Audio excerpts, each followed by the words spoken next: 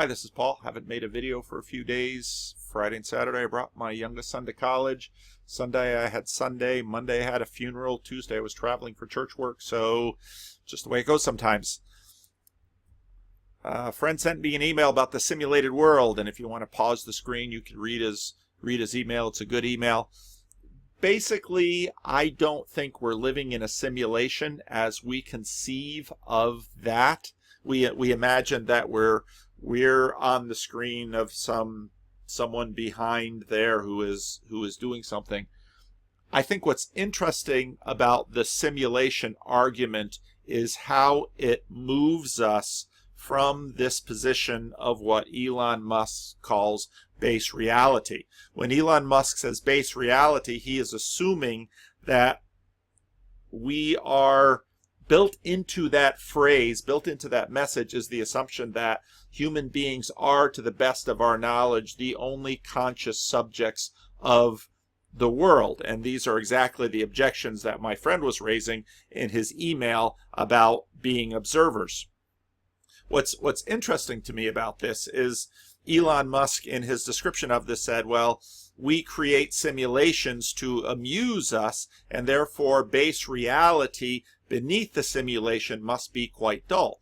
But the observation that he makes, that now that we have sufficient computing power to, remember this was in the context of AI, to create machines that can show us a context where we assume agency, it must be possible for this to have been done before. And if it is possible for this to have been done before, and if the universe is as big as it is, it's very possible that, well, it is, in fact, the whole universe might be part of the simulation. So it's very possible that there might be another being, in a sense, that has created this universe. What's interesting, well, Sam Harris goes on to refer to Bostrom in, I forget which of the lectures, but Sam Harris is impressed with the argument. And this is Nick Bostrom, who came up with this. Many works of science fiction, as well as some forecasts by serious technologists and futurists, predict that enormous amounts of computing power will be available in the future. Let us suppose for a moment that these predictions are correct. One thing that later generations might do with their super powerful computers is run detailed simulations of their forebears or people like their forebears. Because their computers would be so powerful, they could run a great many such simulations. Suppose that these simulated people are conscious, as they would be if the simulation were sufficiently fine-grained, and certain widely accepted positions in the philosophy of mind is correct. Then it could be the case that the vast majority of minds like ours do not belong to the original race, but rather people simulated by the advanced descendants of an original race. It is then possible to argue that if this were the case, we would be rational to think that we are likely among simulated minds rather than among the original biological minds.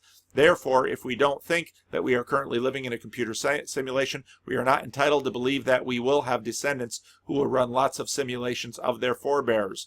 And then there are these three points below. The fraction of human-level civilizations that reach a post-human stage, that is, one capable of running high-fidelity ancestor simulations, is very close to zero. Or the fraction of post-human civilizations that are interested in running ancestor simulations is very close to zero. Or the fraction of all people with our kind of experiences that are living in a simulation is very close to 1. Now, even Sam Harris thought this was an interesting argument and a powerful argument. Again, my interest isn't necessarily in this argument, because in many ways this argument is imaginatively contained within the capacities that we are discovering as we continue to develop computer technology. But, as Elon Musk says, given the advancement of that, why are we limiting it to necessarily our ancestors? I think essentially this argument bears a striking resemblance to the cosmological argument. As I've mentioned in previous videos, I think Peterson knocks on the door of the ontological argument regularly in terms of the God that he is imagining and the necessity of the he's refusing to make, or he's pulling back from making metaphysical claims, a God that brings into account sufficiently the kinds of relationships we are capable of having with each other and the kinds of civilization we are capable of creating. I think this argument actually triggers within us the cosmological argument, because what we are beginning to see, that as our capacity to create virtual worlds grow and our capacity to fool human beings with respect to these virtual worlds, and as our science fiction continues to generate more and more ideas about what kinds of simulations we might run, this goes again all the way back to the movie The Matrix, increasingly the larger part of our brains that are not tied up with the little conscious story that we experience as ourselves, I think are more and more open to the idea that, well, perhaps when Elon Musk says base reality isn't as base as we imagine, and that there is something beneath it, that what we have been calling base reality for a few hundred years, actually hardly even that long, is probably more a reality created by a mind that is sufficiently larger and greater than our own. The cosmological argument in natural theology, and we're going to talk about natural theology a little bit, and philosophy. A cosmological argument is an argument in which the existence of a unique being, generally seen as some kind of God, is deduced or inferred from facts or alleged facts concerning causation, change, motion, contingency, or finitude with respect to the universe as a whole or processes within it. It is traditionally known as an argument from universal causation, an argument from a first cause, or a causal argument. In this case, the cause is the imagination that maybe we didn't get here first. Maybe another being has created this situation. And now that we are increasingly fooled by even the beginnings of immersive computer realities, we are starting, and as philosophically we are more and more aware of the degree to which we are prisoners of our phenomenological assumptions, we are beginning to imagine that perhaps all of this is the creation of another being. And what kind of being might that be? See, my interest here is not so much that arguments work, because all of these arguments, the ontological argument or the cosmological argument, why do they work when they work? And if you go back to the last couple of videos I created with respect to thinking about God in quotes, or the gods,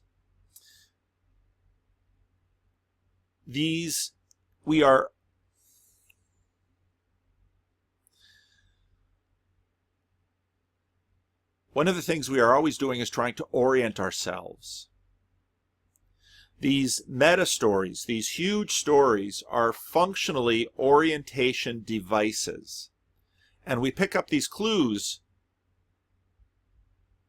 that inform and influence which orientation devices we embrace based on whole realms of things. Now, what I'm going to do in most of this video is go through N.T. Wright's first Gifford lecture, because what we're really talking about in terms of Jordan Peterson all along, and I didn't really put this together until I started watching the Gifford lectures, is really natural theology.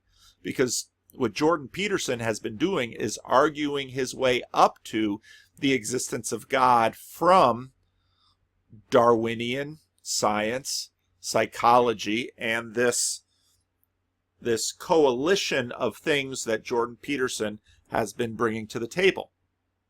Now, when arguments work is at least as interesting as the arguments themselves. And we've been talking about Jonathan Haidt and this moral universe, and how we, how our moralities come into play, and how the sociology amongst each other shapes these realities. Of course, Jordan Peterson and many others. Really big things like this aren't so much reasoned, although there's plenty of reasoning, but felt. In other words, why is it that, this is Charles Taylor's huge question, why is it that before 1500, no one had trouble believing in a God? After 1500, we see this process by which increasingly the idea of God is axiomatic, and Elon Musk's base reality becomes the assumption. We do this in groups, as Jonathan Haidt has been strenuously putting forth, and Jordan Peterson has. And Jordan Peterson says, we do this in groups, and these mythologies these mythologies become the stories in which we inhabit, and these become the filters that we use to move into the future. A very generous and kind viewer sent me this book by Owen Barfield, and if you go to YouTube and Google Owen Barfield was a personal friend of C.S. Lewis, had a very interesting relationship. Owen Barfield gets into a lot of these kinds of assumptions about our perceptions and how they work. Now, N.T. Wright in last February did the Gifford lectures, and I didn't know anything about the Gifford lectures. The Gifford lectures are a very prestigious lecture series. I'm sure there's a prize and award, and he gave those lectures, and the Gifford lectures are dedicated to natural theology. Not a lot of biblical scholars are given that. The last New Testament scholar to be given it was Bultmann in the 50s, and then James Barr later. Alvin Plantinga has done them. Charles Taylor did them. And so basically this is theology up from the bottom. And the question of natural theology is, what can we know from below? And as we've been looking at Jordan Peterson many times, I've talked about the fact that Jordan Peterson has been arguing towards a God from below. And this, in our secular age, almost any argument from above gets swatted away. So there's a lot of interest in what can be had from below. Little definition of natural theology. Natural theology is a program of inquiry into the existence and attributes of God without referring to any appeals to any divine revelation. That should make Sam Harris happy. In natural theology, one asks what the word God means, whether and how names can be applied to God, whether God exists, whether God knows the future free choices of creatures, if our choices are in fact free, and so forth. The aim is to answer those questions without using any claims drawn from any sacred text or divine revelation, even though one may hold such claims. For the purposes of studying natural theology, Jews, Christians, Muslims, and others will bracket and set aside for the moment their commitments to sacred writings or traditions they believe to be God's word, so on and so forth. Now, again, we've been doing a lot of talking about Jordan Peterson's God, and he has his axiomatic God, or God number one. God or the gods are shaped and developed through evolution. They are built into us through hard and soft structures. And what Peterson is bringing to the table is that he believes that we as a civilization ignore this at our peril. And that's his conversation with Sam Harris. Now, if you listen to, a number of, say, Christian critiquers of Jordan Peterson, they will often find him insufficient in some ways that Christians are putting together their universe. But this is the project that we have been working on. So what I'm going to do actually through a bunch of this video, and you might say, well, what does this have to do with a simulation?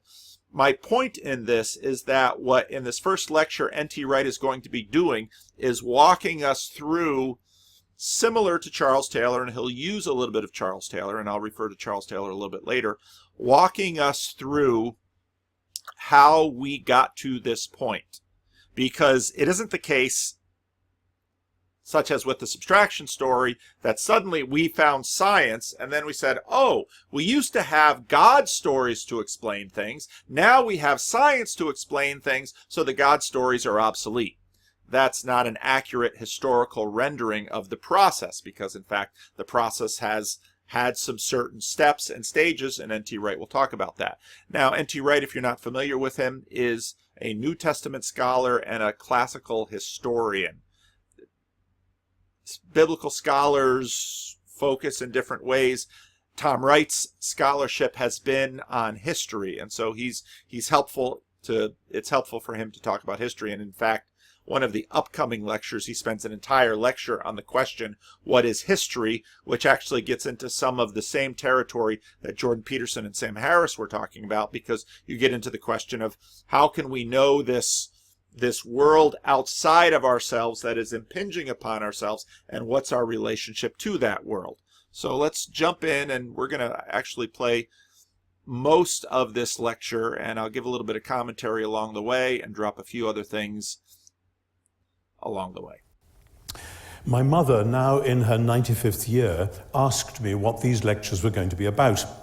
I explained that some people used to think you could start from the natural world and think your way up to God from there, that other people thought that wasn't such a good idea, but that fresh thoughts about history might lead to fresh ideas about Jesus and thence to God after all, and that on the way we might learn something about the nature of knowledge itself. I thought that was quite enough to explain to her. My mother thought for a few moments and then said firmly, "I'm glad I don't have to listen to those lectures." Anyone who agrees with my mother should feel under no obligation to stay. But let me sketch a slightly fuller version of what I want to do. I shall begin by putting the earlier quest for natural theology, including Lord Gifford's bequest, into its 18th and 19th century cultural context, particularly the rise of new forms of Epicureanism. Then in the second lecture, Wednesday, I'll show how the same distorted perspectives crippled modern biblical studies from the start. This includes, I fear, Bultmann's interpretation in his 1955 Giffords of History and Eschatology, to which my own subtitle alludes. That was the last time a full-on New Testament scholar gave the Giffords, as was said. Since then, there's only been an Old Testament scholar, James Barr, 1991. So if we exegetes are rationed to one shot every generation, perhaps my successor in 2050 can pick up the conversation from here. So the first two lectures form the first movement of a four-movement proposal sketching the historical context. The second pair of lectures then address the question of what history and eschatology themselves might mean. Historical knowledge is real knowledge about the real world and forms a key part of the relationship between that real world and God. And that will enable us to clarify apocalyptic and eschatology in the fourth lecture. Now, just to note in terms of some of the things that I've said about C.S. Lewis, that's part of C.S. Lewis's point in terms of the differentiation between Christianity and many other religions, that Christianity is built on history, and certain ideas of history are actually, Christianity is dependent on certain ideas of history. And that's, in a sense, why many other religions are essentially assertions about metaphysics and the meta story of the world, while Christianity is dependent upon history in some rather unique ways for its story. C.S. Lewis gets into that in his book Miracles, and some of the other C.S. Lewis doodles that you can find on YouTube incorporate that idea as well. Then the fifth and sixth lectures, the third pair, will place Jesus and his resurrection within the world of first century Jewish cosmology, eschatology, and anthropology. And that's where new creation comes into its own, leading us back to the question of natural theology with fresh possibilities and lines of thought. And that leads to the final pair. In the seventh lecture, I'll explore these possibilities in detail, and in the eighth, we'll offer some combined cosmological and missiological proposals which address the underlying problems. There's too many illogicals in there. We should invent a new way of saying these things, but that's where we are at the moment. Now, I'll warn you that a lot of these lectures are technical. This first lecture is less technical. You don't need to know as many things about, let's say, history of interpretation, history of philosophy, and social history in the West in this first lecture as you do in some of the other lectures. N.T. Wright writes more books than many of us can read, and he's got a pretty impressive knowledge about history. And I will be explaining throughout what I am calling rather loosely the epistemology of love as the appropriate means both to grasp new creation and to think back from that to the original creation itself.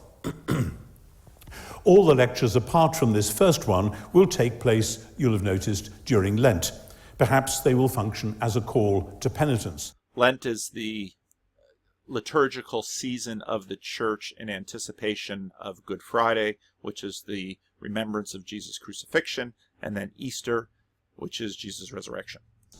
But my overall theme is the Easter message of new creation, discerning the dawn. And the relation of that to natural theology will, I hope, become clear. You remember that C.S. Lewis said he believed in Christianity as he believed that the sun had risen, not only because he saw it, but because by it he could see everything else. And so N.T. Wright, in a sense, has to keep coming back to the fact that he is going to do natural theology here, unlike what he does in much of his work, which is making cases from Scripture. Making a metaphor out of that, similarly, we might say that the relationship between the sunlight and the newly glimpsed world is precisely the theme of natural theology. So, the puzzles we inherit. When I was Bishop of Durham, my study contained many books that had belonged to my predecessors. And one day, a postcard fell out of one of them, dated 300 years ago last year, 1717. It was an invitation to tennis, addressed to a young man then seeking Anglican ordination. That young man was Joseph Butler, who became Bishop of Durham from 1750 until his early death 2 years later. Butler's classic work, written in 1736, was The Analogy of Religion. Butler argued against the then powerful deists that the perceived problems in the Bible, the mysteries and cruelties of sacred history, were matched by the mysteries and cruelties inherent in the natural world. So he argued, for what he called analogies between the world of nature and the truths of the Christian faith, lending support to the latter. Now, that's summary. Now, it's helpful to notice this is 1736, and if you listen to the description of the argument he was making, you might say, well, all of this isn't this new stuff? Isn't it just this new awakening that we have that the Bible is archaic technology and Christianity has been dispelled by science? This is 1736. This is a long time before Darwin, and they're grappling with the same kinds of issues. As those of you who know Butler's work will know, does scant justice to his subtle and powerful learning. But Butler is important not just for what he said, but for what he represented, a mood of Christian optimism. The missionary movements of his day were mostly post-millennial in inspiration. Now, post-millennial here refers to eschatology in Christianity as study of the last things. Premillennial means the second coming of Christ comes before a literal historical millennium where he will reign from Jerusalem. Many people in American evangelical churches today are premillennial. The Left Behind series was a premillennial interpretation of eschatology. My tradition is amillennial, which basically refuses to take a position on this millennial matter. Post-millennials tend to be people who argue that history is slowly advancing. It's a progressivist view of history, but Christian post-millennialism, Christian progressivism imagines that the world is getting better and better and better, and that basically things will continue to get better and we'll just go right up into Jesus reigning. And N.T. Wright will talk about that a little bit more. The kingdom of God was growing, and soon Jesus would be hailed as Lord of Lords right around the world. Handel set this to music in 1741 in The Messiah. An earlier example is Joseph Addison's hymn of 1712, The Spacious Firmament on High.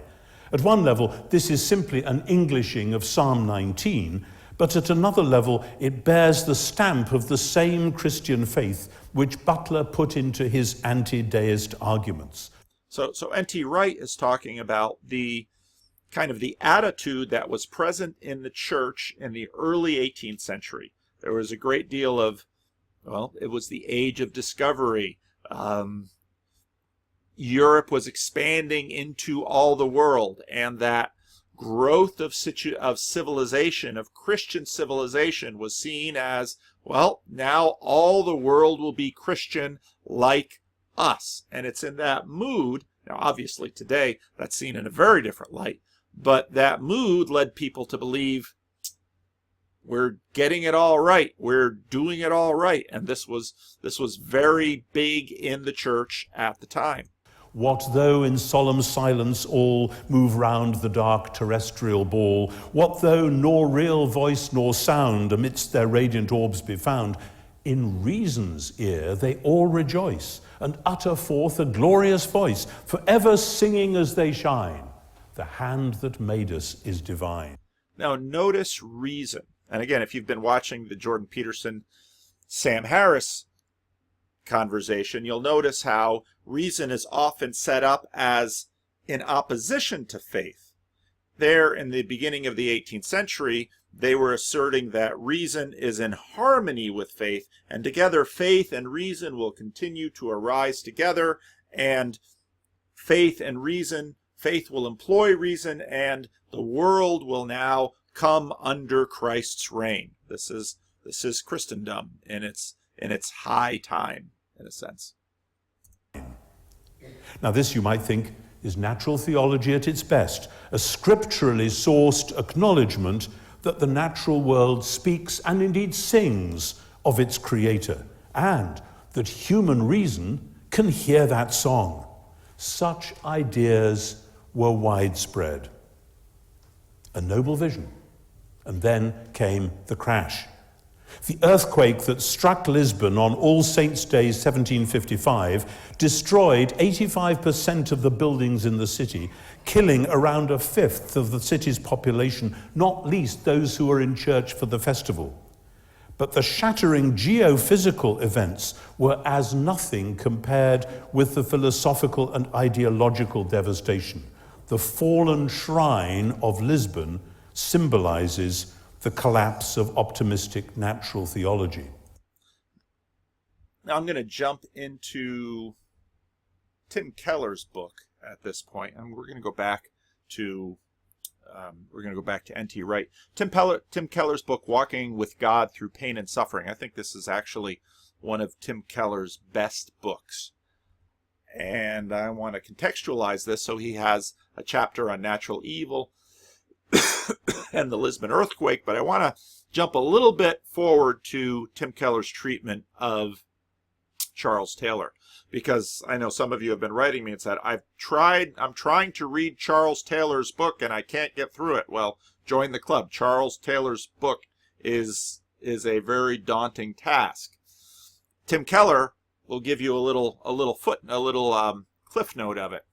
In the early modern era, Christianity was ascendant in Europe and in the New World. This is the post-millennial heyday that N.T. Wright was talking about.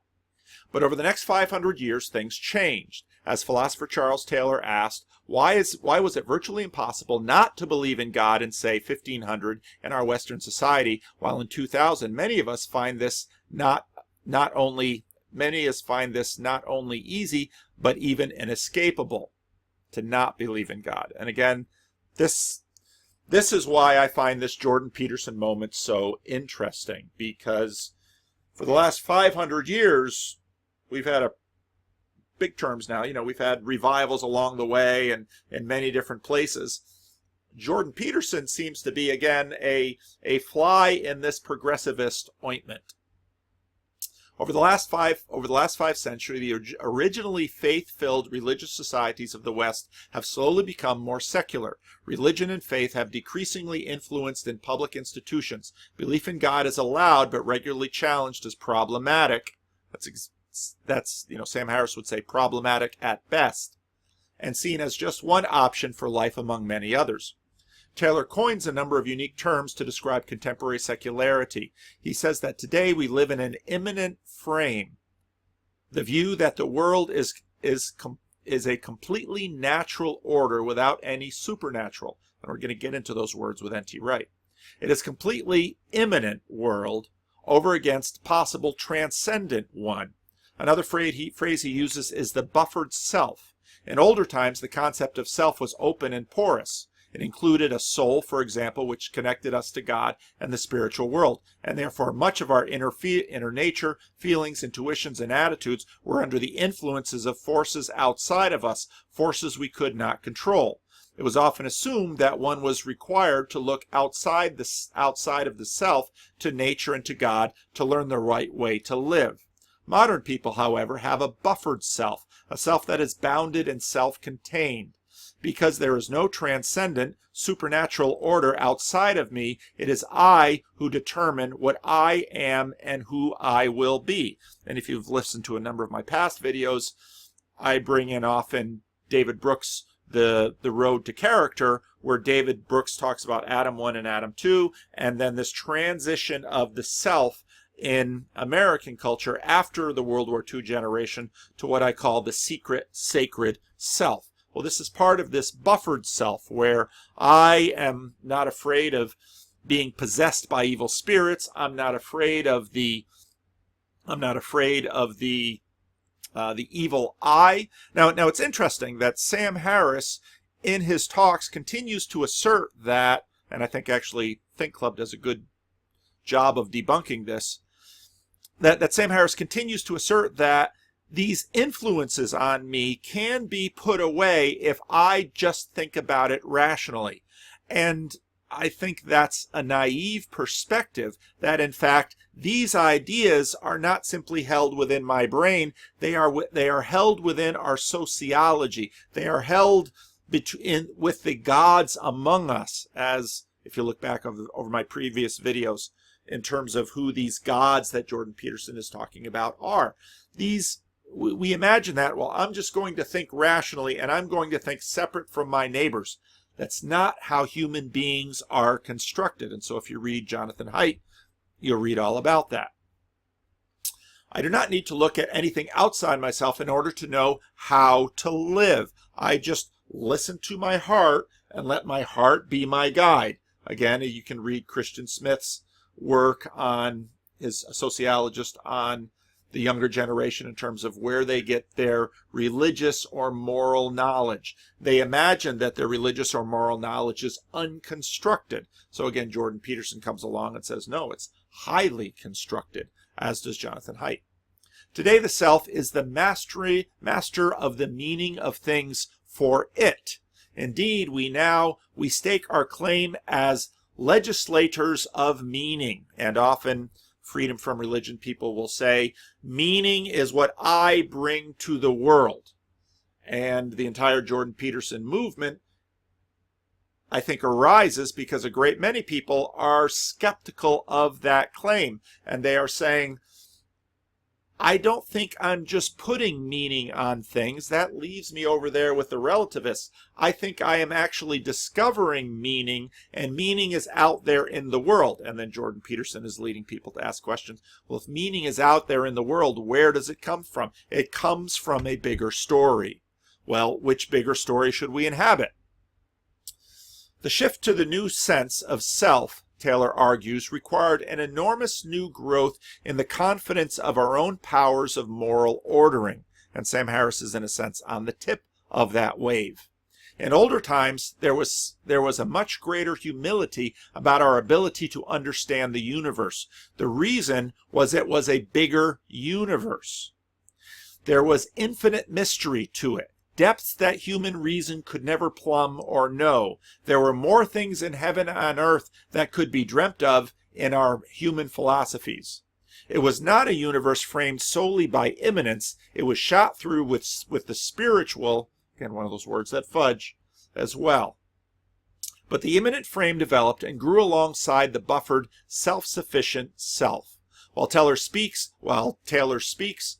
In academic language, more popular and vivid expressions prove his point every day.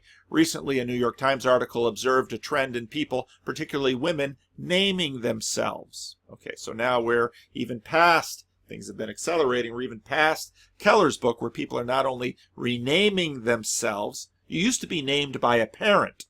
They're naming themselves, they're taking on new genders themselves, they imagine themselves to be the source of their own creation. The self is truly buffered, and it's truly an immanent frame. And despite part of the reason Jordan Peterson is nervous about this trend is he rightly sees that all of the work that has asserted that, in fact, we are constructed, well, this is all just being moved away. Don't tell me what categories I must fit in. My biology has nothing to do with it.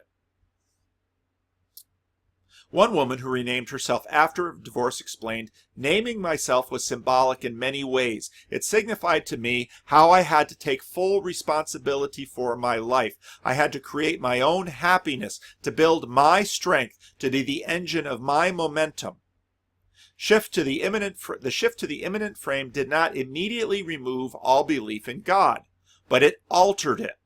The frame, as it were, was not solid on all four sides, but had a small opening at the top. Taylor explains how Deism came in among the elites of the 18th century, and we're going to get to them in N.T. Wright's lecture soon. The idea of Deism is that God created the world for our benefit, and now it now operates on its own, without his constant or direct involvement. This world works like a clock, and can be understood scientifically without any need for divine revelation. Is all this sounding familiar? In this understanding of things, God exists but becomes somewhat or something more distant, not someone we can know. Now we're getting to the separation of God number one and God number two. Our main responsibility is not to love, worship, or obey him, seeking his forgiveness when we fail to do so. Instead, human beings' main purpose is to use our reason and free will to support human flourishing. Again, that should sound very familiar. In short, the older Christian idea that we exist for God's glory receded and was replaced by the belief that God exists to nurture and sustain us. And again, one thing I like about my new headphones, I've got a longer cord.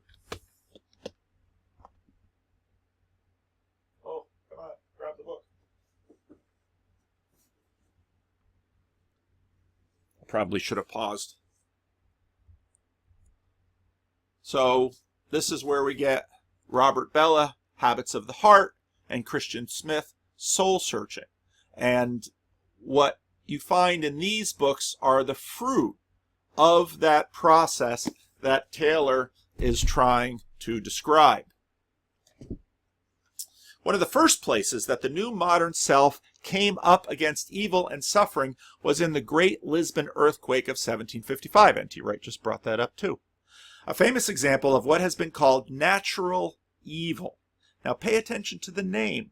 If you've been watching my sermons on Sunday, you'll notice that Jonah runs away from God, and there in the ocean comes the torment, comes the storm.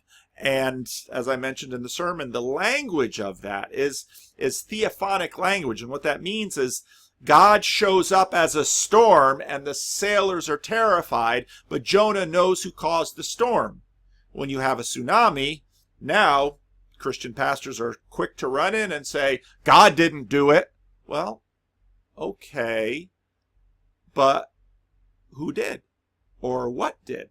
Or what is nature? And therefore, what is God number one? Now, Jordan Peterson might be, now I'm not going to run in there and say, well,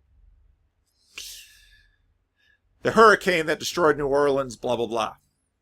We can't do that. But this older assertion of providence recedes, and we have this idea of natural evil that, well, there's a problem in the system that has caused hurricanes. Now, it's funny because if you talk to, let's say, someone who is thoroughly naturalistic, they will say hurricanes are not problems, people are. We die because we are in the way of hurricanes. Okay, but you can see already the pieces are coming into play here. So Lisbon 1775, a famous example is what was called natural evil, suffering caused not by human agents, but just as part of the natural world. And now you'll also recognize when Jordan Peterson distinguishes between this kind of catastrophe and evil. He does that quite a bit. Well, that's because he's playing along these same lines. On All Saints' Day, November 1, a massive earthquake almost completely destroyed the chief city of Portugal and killed tens of thousands of people. Many philosophers and thinkers in Europe, notably Voltaire, saw this as evidence against the existence of the loving God of the Bible. Now, what's interesting here is notice how the character of the God of the Bible has shifted. Voltaire says, there is no loving God. Sam Harris might say, this is consistent with the God of the Bible, which is why we have to get rid of it. Both Voltaire and Sam Harris want to get rid of the Bible, but their characterization of the God of the Bible is a little bit different. Looking back on this event from deep within a secular culture, we might think that the problem of evil questioning God in the face of disaster was completely normal. Today, every new major tragedy evokes the same kind of public questions and challenges to faith in the divine. But Taylor points out that the problem of evil discourse about the Lisbon earthquake was actually a new thing. Of course, people have questioned the ways and justice of God in human affairs since the book of Job and earlier. The Old Testament is full of that conversation. In fact, many books of the Bible are focused on that. And in fact, Peterson, I was re-listening to some of his biblical lectures again. Peterson turns and notes that when there's a calamity, the Jews turn in on themselves and they ask the question, what did we do to cause this to happen?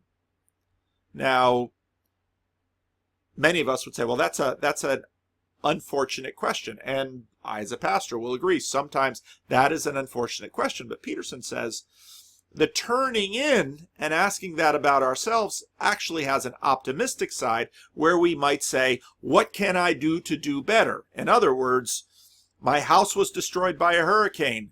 What can I do to do better? Maybe build a stronger house. Or not build right on the beach. Of course, people have questioned, but virtually no one on record had previously argued that evil made the existence of God impossible. The assertion that evil disproves God's existence was something that would arise only if the imminent frame assumptions about God were already in place. Notice it's these background assertions that are feeding the imaginary, that's Charles Taylor's word, feeding the imaginary of the gods, or God number one, or God in quotes. And these things are orienting us in terms of our assumptions about God. And I think if this simulation argument continues to gain traction, we're going to see Jordan Peterson, these simulation arguments, and other things perhaps marking a wave, a turn away from what Sam Harris is imagining, and on a popular level, people increasingly asking, if we're living in a constructed universe, it might be good to get to know the constructor.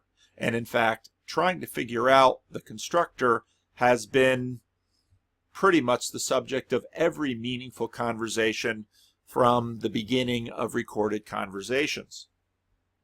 Taylor writes that when Western society believed in a world that was mysterious and unknowable by reason, and in a God who was glorious and ineffable, the problem of evil was less acute.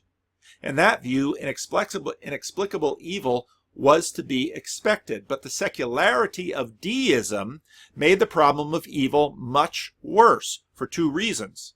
In earlier time, when suffering occurred, just because we couldn't think within our own mind of good reasons for it didn't mean that there couldn't be any. In other words, we believed in a God and that the God was mysterious and that the Lord gives and the Lord takes away. Blessed be the name of the Lord. That's from the book of Job. God's works in mysterious ways that no one can fathom. If you had that idea built into you and disaster struck, you might have a chance of imagining these bad things might not turn out badly for me, and that there is hope even with the bad things that have happened to me. Now, we turn it on its head and say, this is all just chance. Bad things still happened. Well, what then?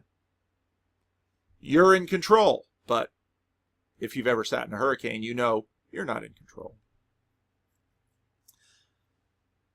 But by the 18th century, we believed that with our minds and reason, we could eventually understand everything. Now pay attention here.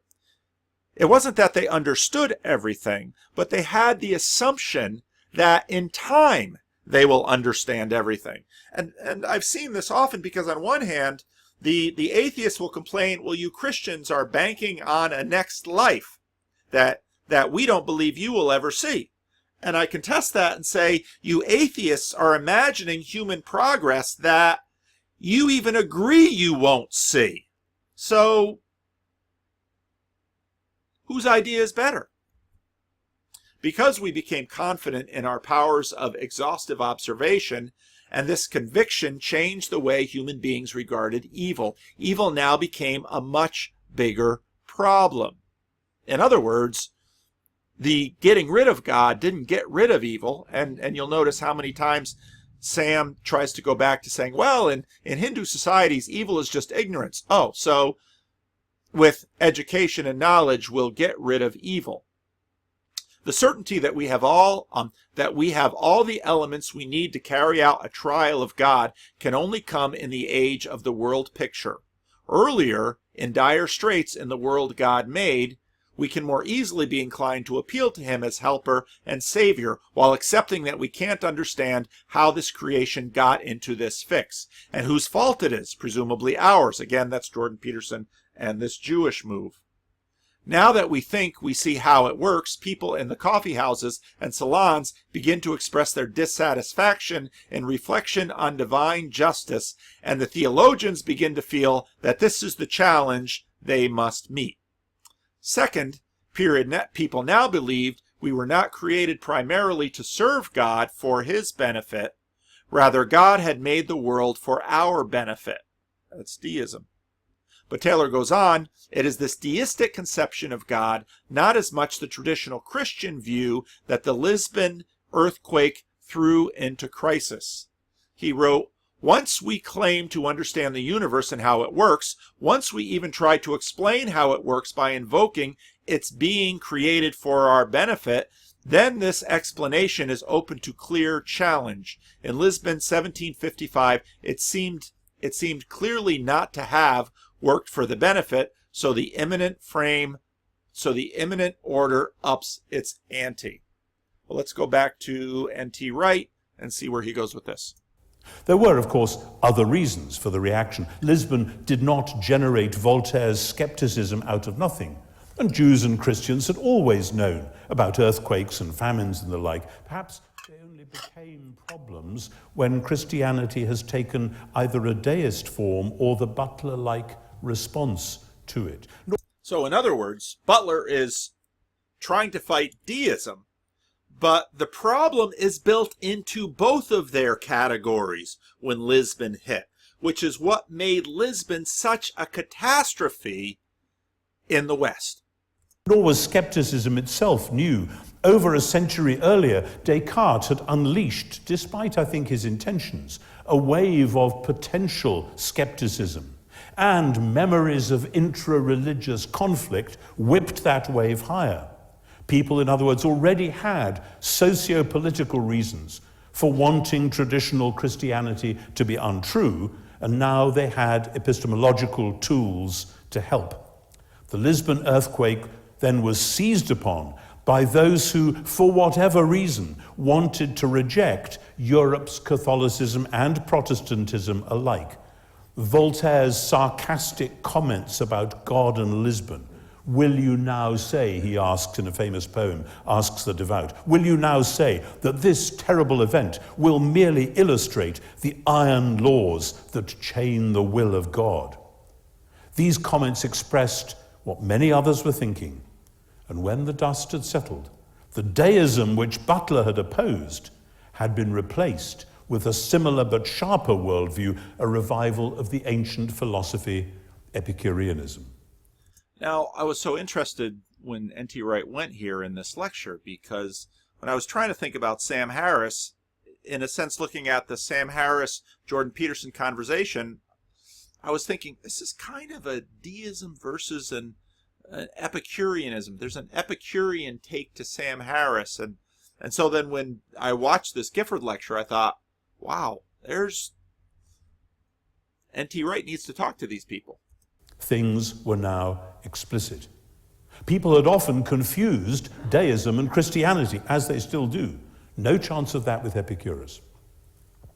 Now, Epicureanism had been increasingly popular in Europe as an alternative to the official religion since the rediscovery of the great Epicurean poet Lucretius in 1417. Now, in previous videos where I've talked more about history, the Renaissance brings back their discovery of these ancient texts, partially due to the Crusade and the greater openness to the Muslim world, and brings back these teachings, and these teachings come back into this focus and fascination with the classical period. And so in comes Lucretius. It had been influential, though inevitably controversial, in the complex debates of the 17th century, including the rise of new scientific endeavors. Edmund Halley used Lucretius as a model for the ode he wrote in celebration of Newton's mathematically coherent system. Canon Robert South of Oxford, eager to say the worst thing he could about members of the Royal Society, described them in... Now, the Royal Society is this group in London that's trying all kinds of crazy experiments on all kinds of things. And I've been reading a book that's been going through some of the experiments that the Royal Society made. But this is the beginning of science. 1678 as, quote, sons of Epicurus, both for voluptuousness and irreligion, unquote. All this had been in the air. But after 1755, Epicureanism had come to stay. Forget those stars and planets singing the praises of God. If there is a God, he or she is a long way away, takes no notice either of us or of the whirling stars. Religion is a human invention designed to keep the masses docile. Here's some marks. The world does what it does under its own steam. It develops and changes in random ways without outside interference. Now again, the rise of the simulated world argument, which again, I don't think we're in a computer simulation with a 13-year-old playing video games with us. But the rise in this is in contrast to Lucretius. Now, you might think, well, N.T. Wright, he's going into all these strange things. A couple of years ago, The Swerve, Stephen Greenblatt wrote a book. This book's pumping hard is Mr. Greenblatt's complicated reckoning of Lucretius's masterpiece. It's a poem of startling, seductive beauty, he writes, yet one that is recognized as a bold work of philosophy, one that helped recalibrate thinking when it began to recirculate during the Renaissance. This is alive today. And in fact, it's when I read I didn't finish it, but when I read Swerve, and when I saw this pop up in one of my listservs that I was participating, a Christian listserv, I thought, now this is fascinating, how this has come back into the public sphere. Apparently, according to N.T. Wright, it never left. As atoms move randomly and sometimes, through swerving, bump into one another and produce new effects. That's all there is to life. And sound familiar? When we die, so there is, in both senses, nothing to be afraid of. That is Epicureanism in a nutshell. From the great man himself in the 3rd century BC, through Lucretius's poem in the 1st century BC, all the way to Machiavelli, Thomas Jefferson, and many more since. Karl Koeppen, a close friend of the young Karl Marx, claimed that Epicurus was the great enlightener of antiquity, a view echoed by Marx himself. This robust materialism has become so much today's stock in trade that we don't even realize its ancient roots. As Catherine Wilson, formerly of this university, argued, when we read summaries of Lucretius, the ideas seem deeply familiar because, quote, many of the work's core arguments are among the foundations on which modern life has been constructed, end of quote. This renders the project of natural theology a lot harder. Or rather, it makes it harder to argue from the world up to anything like the Christian God. Epicureanism does offer a kind of natural theology. We look at the whirling atoms just doing their own thing, and we conclude that the gods were never involved in this world, and they still aren't. Christian natural theology, however, now not only has to make bricks without straw, it has to build on land already liable to subsidence. Before proceeding further, let me briefly clarify three things. First, on the history of ideas. Now, these 3 points are really good, and I remember when I first heard them, I thought, yeah, these are good things to keep in mind when we're talking about ideas and thinkers, like we're talking about in almost all of my videos. With this stuff.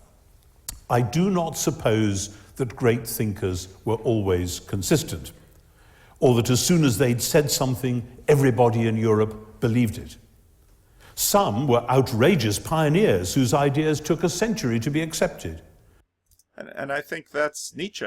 Some caught a public mood and expressed it strikingly, so that, as with great poetry, people glimpsed something that oft was thought but ne'er so well expressed.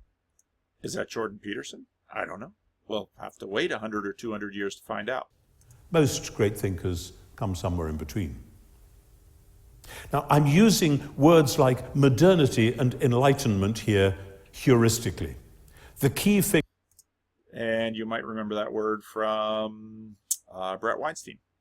It's that these are simplified models to get at something. Often didn't think of themselves here heuristic. Now, I'm using words like modernity and enlightenment here heuristically.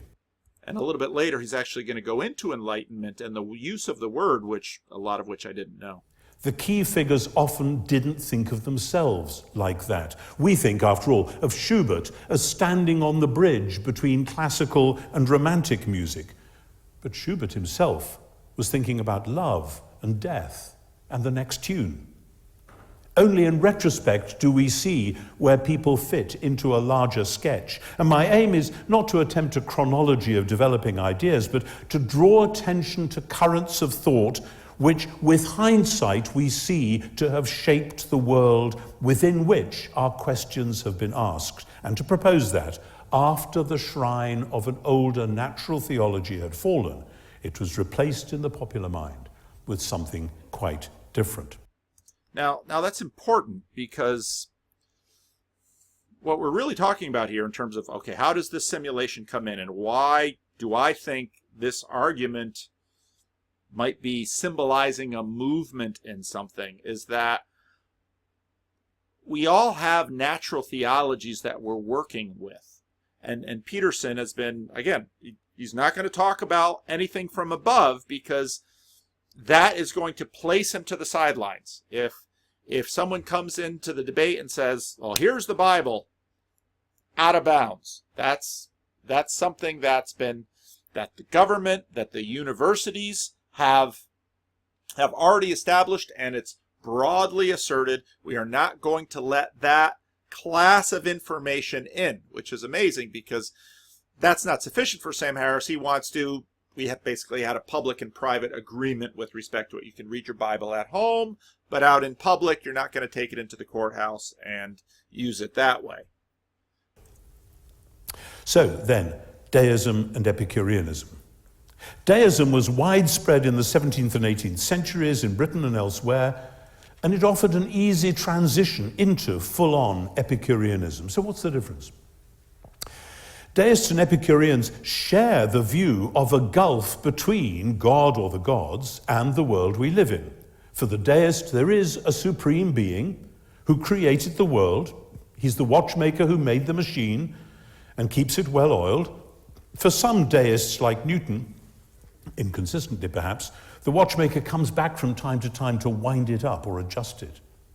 But for the Epicurean, God or the gods had nothing to do with making the world, and they have nothing to do with its maintenance. Nor is the world itself a well-oiled rational machine, since it makes itself by non-rational trial and error, with atoms swerving and bumping into one another at random. There is therefore no problem of evil in Epicureanism. The world is what it is. For at least some deists, God cares how we behave and might eventually call us to account. For Epicureans, and this was always its great attraction, of course, the gods don't care and they won't judge us. So how we behave is up to us, and at death we dissolve into nothingness. Now it's interesting, so a few minutes ago I said Peterson kind of a deist, Harris kind of an Epicurean. Peterson, though, is the gods are around us. The gods are built into us from millions of years of watching each other. The gods inhabit the social imaginary between us. The gods are created by us watching each other and learning how to behave with one another, and a morality developing amongst each other, and figuring out sacrifice and all of those things. So on one hand, there's a deistic element to Peterson in that the gods are, it's not an interventionist God number two, but there's a deism there. But for Peterson, the gods aren't way up there. They are all around us. Okay, and they're built in. Now they're not, we might not be able to distinguish them as not having personalities. And again, I was looking at, I'll see if I can find that. Jonathan Haidt in The Righteous Mind talks about the agency detection module. And this then factors very prominently in the New Atheist story. And the difficulty, though, is, hypersensitive agency detection module tries to, continues to help us develop. Well, so with Peterson, this agency detection module, the gods are among us, and this then is used to explain, how we imagine things that are around us, but not only how we imagine, but how we articulate them, and how they become real to us. And of course, here you get into Sam Harris's big fight about, well, what is reality? Lax Epicureans have always seen this as an invitation to licentiousness, serious ones as a counsel of moderation. Many today, however, hearing the word Epicurean, think of morality, or more likely immorality. I'm primarily indicating by this word the cosmology, which says that the God's domain is totally different from ours, and it's incompatible with it. Oh, you can acknowledge the gods if you like. You can give a distant, cool appraisal of their superiority. But don't imagine that prayer or devotion or holiness will have the slightest effect on them. When modern surveys suggest that more people say they believe in God than go to church, here's the answer. Why would you get out of bed for the distant deist God, let alone for the absent Epicurean one? So third, a clarification about this blessed word, enlightenment. Immanuel Kant used the word Aufklärung in 1784. He was picking up on a theme from the French encyclopedists who referred to lumière, the lights of new knowledge. The English word enlightenment wasn't used until the 19th century, and then often contemptuously, mocking those shallow and pretentious continental intellectuals and their politics. Kant's own definition was a campaign slogan which we could summarize thus: enlightenment means the freedom to make public use of one's reason with the goal of liberating humankind from its self-imposed immaturity. But actually, the Enlightenment really started in 17th century England because Kant looked back to John Locke's sense-based epistemology, to Francis Bacon and Thomas Hobbes and David Hume. They were leading lights even though they didn't use the E word. By the early 19th century, William Blake was shaking his fist, not only at the movement's French leaders, mock on, Voltaire, Rousseau, but also at their underlying Epicureanism, the atoms of Democritus, he says. Now, historians of the Enlightenment differ in emphasis and analysis, but they all look back to something like Kant's definition and to his sense of a project. A new kind of knowledge had opened up a new era of freedom, a human coming of age. There is a book being published in America tomorrow by Steven Pinker called The Enlightenment is Succeeding, or words to that effect. This mythology lives on.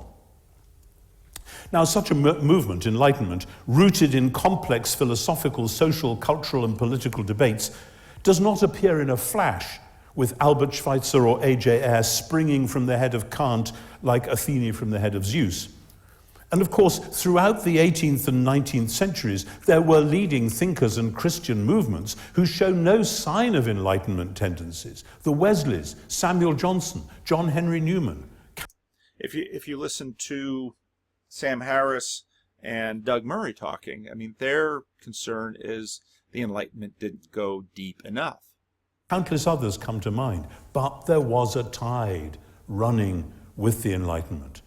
The book entitled God's Funeral is not about the 1960s Death of God movement or the Dawkins and Hitchens New Atheists. It's about the Victorian era.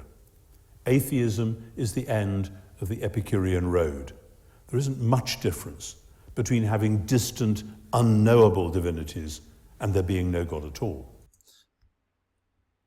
And this is where the 19th century. Okay.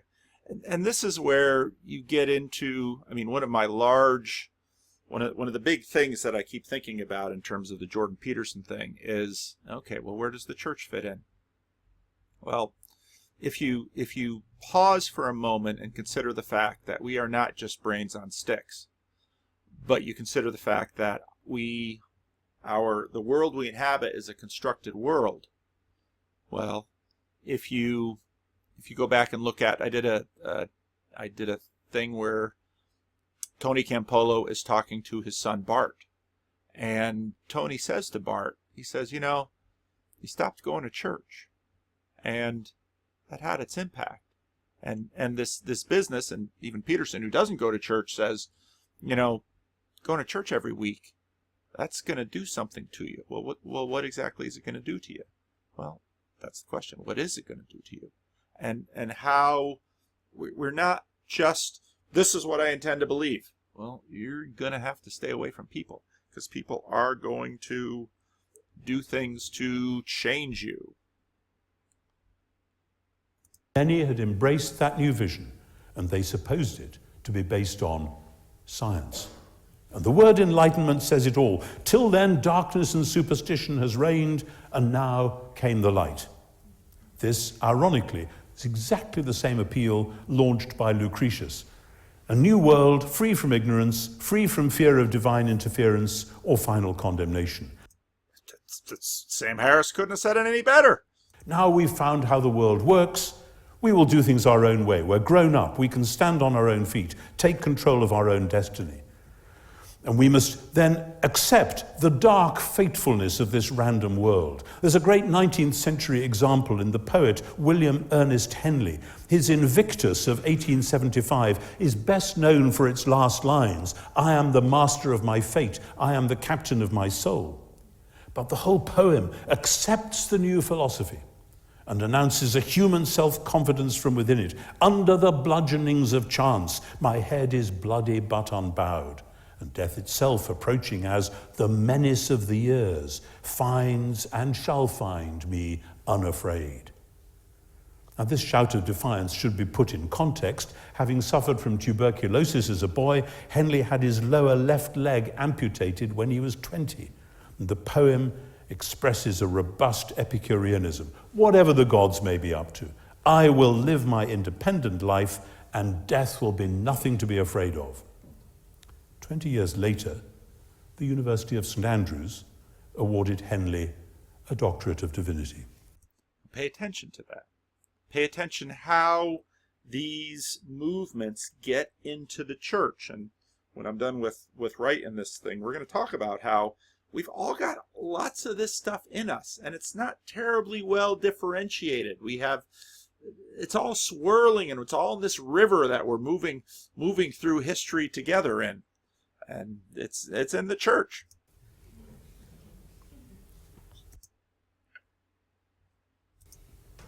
Let me sketch 5 telltale features of late 18th century culture which show where all this is going. First, there were the revolutions. America, France. In France, the earlier Jansenism combined with a new intellectual analysis of and reaction to the corrupt collusion of the church with the unpopular monarchy. It isn't clear that ordinary French people wanted to destroy the church, but the revolution gave political force to the attractive idea that society could now be comprehensively reordered. And this led to the de-Christianization campaign of 1793, which unleashed a particular vein of Epicureanism, setting up the goddess of reason in Notre Dame Cathedral. Getting rid of princes, getting rid of God and his earthly representatives were to the most radical 2 ways of saying the same thing. Robespierre attempted to mediate with a form of deism, suggesting in his final speech to the convention that death was not an eternal sleep, as the Epicureans would have said, but the beginning of immortality. And in June 1794, he supported a proposed cult of the Supreme Being. But his far-left opponents weren't having it. They guillotined him 7 weeks later. Epicureanism, not deism, was now the new orthodoxy. America, meanwhile, had long been eager to get rid of George III and all his wicked ways, and the theological and ecclesial structures which appeared to support him. Thomas Jefferson later declared, "I too am an Epicurean," though to be fair, he was a great many other things as well. Most of the founding fathers were actually deists, though consistent theology was not their strongest suit, and some were quite devout, calling people to pray for God's help and guidance. The tension between that cautiously integrative approach and the more powerful deism persists to this day in America, with debates about prayer in schools and so on. I suspect that at least some American attempts at natural theology may have been aimed at finding not the Christian God, but the supreme being who still presides over a certain amount of American religion. Anyway, the revolutionary leaders didn't want to reject bishops, they just didn't want the royalist placemen that George III kept sending them. And the deistic separation of God and the world was to be mirrored in the strict separation of church and state. So both France and America, in their very different ways, wanted to get God off the public stage. Alongside the political revolutions, there was, second, the rise of pre-Darwinian evolutionism. Note the ism. This isn't just a theory about biology. This is a worldview in which evolution necessarily took place without divine guidance. Some people have called this naturalism, but that's inadequate. It's Epicureanism. It was developed by people like Charles Darwin's grandfather Erasmus, who with his colleagues were inspecting the creation for signs of internally driven development. Like Democritus's atoms, the scientific heart of Epicureanism, the organisms that Darwin and his colleagues were studying and the machines they were inventing would do their own thing without outside interference. Put the question of God on one side, and science will flourish. Third, there was the radical economic theory of Adam Smith, who in 1776 published The Wealth of Nations, arguing for the existence of an invisible hand, motivated by self-interest, that would guide the flow of money without intervention to bring about social improvement. It's basically Newton's mechanistic universe translated into money. The clock would work by itself. And in the same year, fourth, there appeared the opening volume of Edward Gibbon's Decline and Fall of the Roman Empire, arguing inter alia that an otherworldly and squabbling Christianity had helped to sow the seeds of imperial decline. Gibbon was one of the main backmarkers for what's now called historical criticism, and he used comprehensive documentary research and a caustic style to dethrone an easygoing view of Christianity as a force for good in the world, as in the expansionism of the early 1700s. If there was to be optimism, it would have to find other grounds. The shrines were falling to left and right. And fifth, and right in the middle of all this, there was the start of what came to be called the quest of the historical Jesus. Hermann Samuel Reimarus believed as a deist in a good and wise deity who would have to be discovered by unaided reason, since for him the Old Testament was misleading nonsense and the New was a self-serving fabrication saying little about Jesus himself. Jesus, said Reimarus, was in fact a deluded would-be revolutionary who died a failure and whose followers hid his body and invented the new movement. G.E. Lessing, who brought Reimarus' work to posthumous public attention, is known for his ugly broad ditch between the eternal truths of reason and the contingent truths of history. Reimarus' account of the contingent truths of Jesus' history made the point. How could you base any eternal conclusions on that stuff? And even if you tried, Jesus wasn't like what the church had imagined. Heaven and earth remain opaque to one another. All these things go together. Politics without God, science without God, economics without God, history without God, and finally, Jesus without God. Their godfather, if that isn't exactly the wrong term, was David Hume. The 5 features I've mentioned are different in some ways, but they're united in a Humean philosophical thrust. They're not just straws in the wind. They are flags flying strongly to announce a new world, a new day. By 1800, the shrine had fallen, and a brave new independent world had been born. This sense of a new world embodied the idea, the new idea, of progress. But how could that notion appear within Epicureanism? There's no guarantee that randomly swerving atoms will produce outcomes anyone might like. But the Enlightenment's philosophers and social activists announced that the new dawning day would get brighter still and brighter. The French philosopher Condorcet said what many were thinking: the human race, set free at last from its shackles, was now, quote, advancing with a firm and true step along the path of truth, virtue, and happiness. Thomas Jefferson, for his part, quoted Virgil on American banknotes to this day, Novus Ordo Seclorum, a new order of the ages.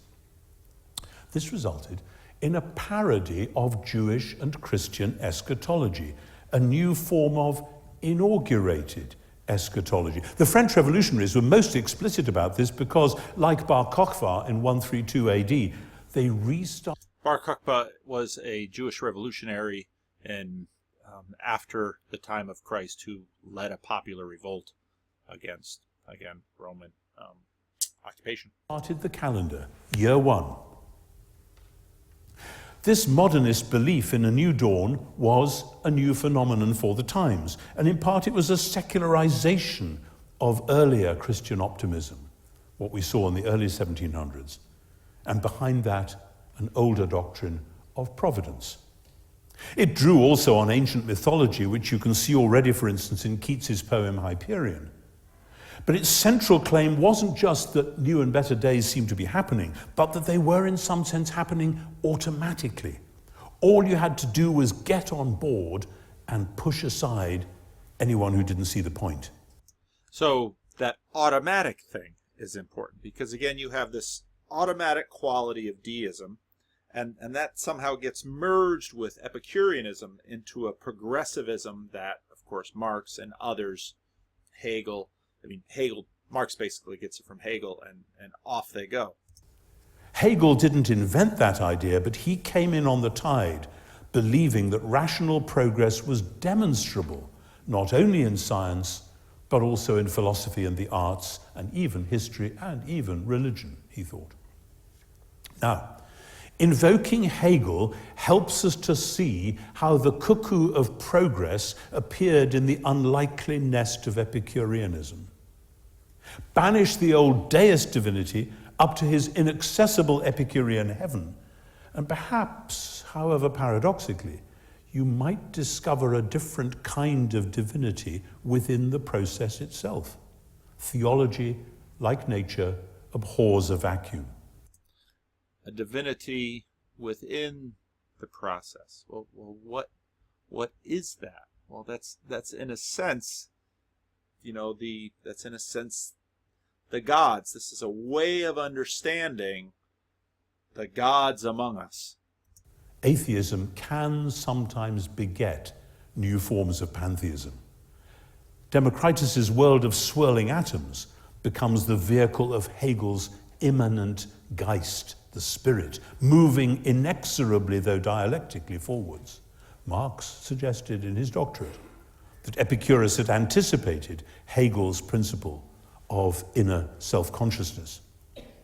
Now, for the right-wing Hegelians, progress was a smooth evolution.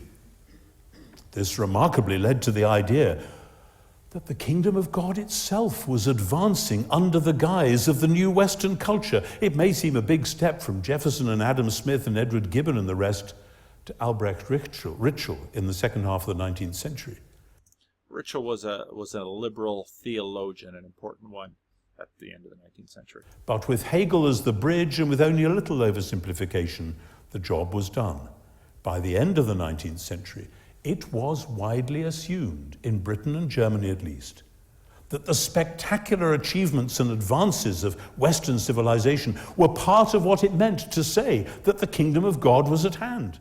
Now, it's helpful. There's another book I can pull out for you.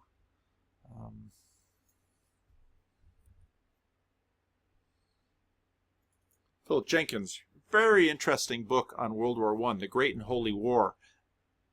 And I read this a few years ago. But it illustrates N.T. Wright's point that the marching into World War I, Queen Victoria's, the children of Queen Victoria, all of these cousins, they're marching into World War I. And this is an exceedingly holy war that they're fighting. They are imagining that this is God's work that they are doing.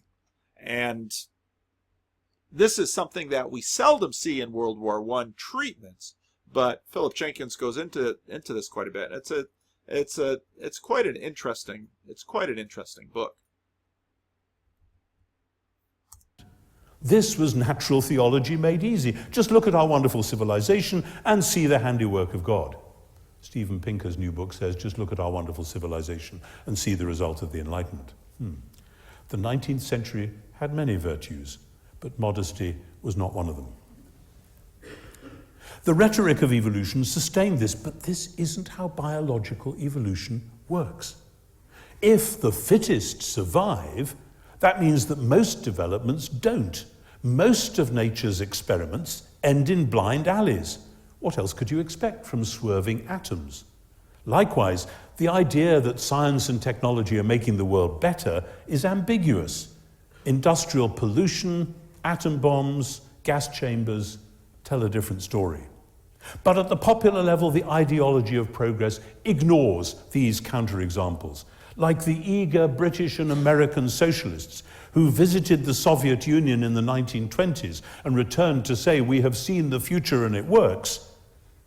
The ideology of progressive thought and forward-thinking movements, quote unquote, sweep all before them on every chat show. Every time someone says, in this day and age, or now that we live in the 21st century.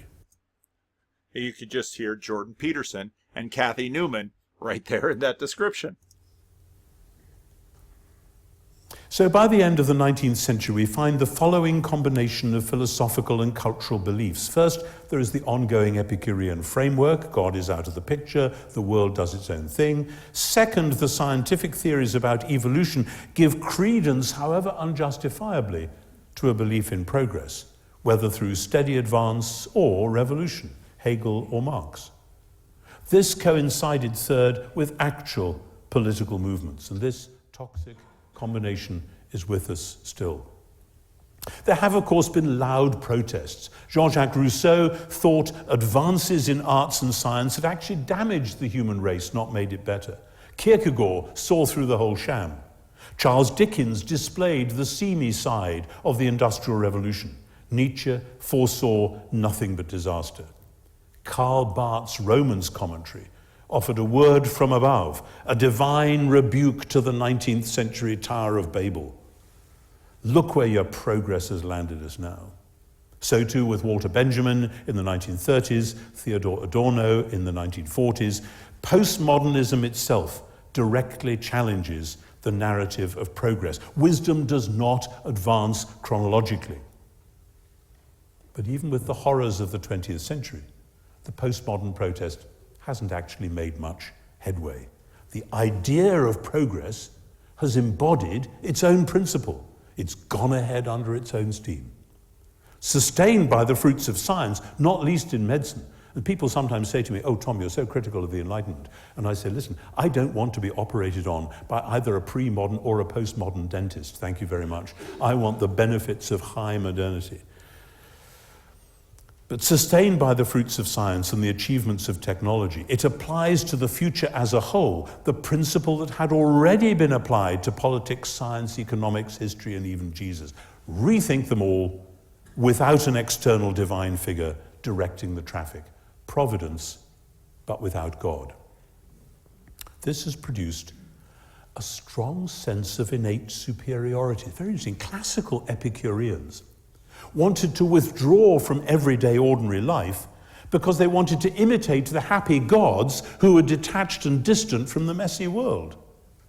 Now, few ancients could afford this kind of social withdrawal. You needed money and a nice vineyard and compliant slaves. But with Europe's new skills, it seemed possible. The modern Western world has acted out the ancient dream to be the enlightened ones, the developed or advanced countries, the ones who know how things work, operating on different principles, living by different rules. We live in an Epicurean paradise. It comes at a cost, usually borne by others. Of course, modern Western housing and healthcare and communications and so on are innately desirable. That's why so many want to come to the West and enjoy them. But to infer from this that the latest Western cultural or moral fads are likewise superior is laughable. No wonder we're in such a tangle with multiculturalism and postmodern identity politics. Our philosophical basis gives us neither a clear analysis of what's happened nor the tools to cope.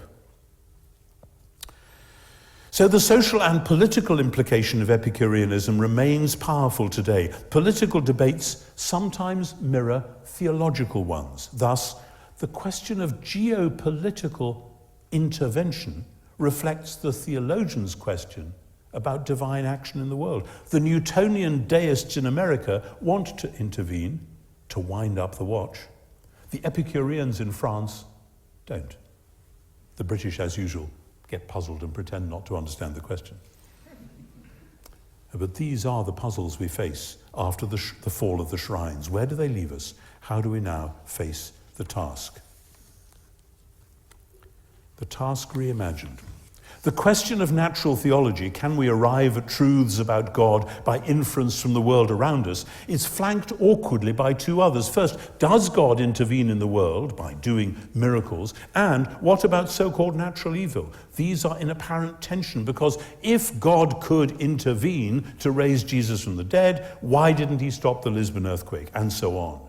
I take it that Lord Gifford's intention for these lectures was to see if one could address the main question without appealing to miracles and things like that, and hoping that maybe the problem of evil would shrink somewhat as well.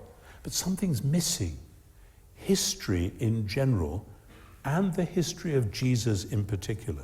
History has to do with things that happen in the natural world. Now here there is a paradox. Our historical evidence for Jesus is mostly found in the New Testament, so you might think, oh, that wouldn't count. That's part of the special revelation we're not supposed to be using. But that's Remember the definition of natural theology that I read earlier. muddled. That imagines that the Bible consists of abstract supernatural truths revealed from above. In fact, much... Now, pay attention, because this is exactly how Sam Harris says, well, the Bible, these people think it comes from above. And Jordan Peterson's saying, no, it doesn't. Well, he's saying, I'm not going to talk about that. It comes from below. And it reveals stuff. What does it reveal to us? Well, it reveals ourselves, and it reveals our gods, and it reveals who we are, and it makes up the framework and the foundation of our civilization. And Sam Harris is nervous because it's like he's got a tennis racket and he keeps wanting to swat up, and Jordan Peterson keeps building from below. And that makes Sam Harris very nervous because, no, I didn't want the Bible from above. And Jordan Peterson says, I'm not taking it from above. I'm taking it from below. I'm doing natural theology. And Sam Harris doesn't want any theology done at all.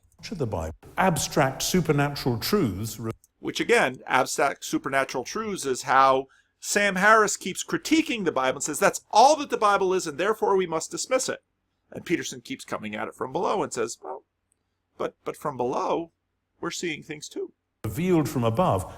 In fact, much of the Bible, especially the Gospels, purports to be about stuff that happened in the world, history, about things that actually went on. Now, then a skepticism will come along and say, well, you can't, that's all made up. Well, really? How do you know? Absence cuts both ways.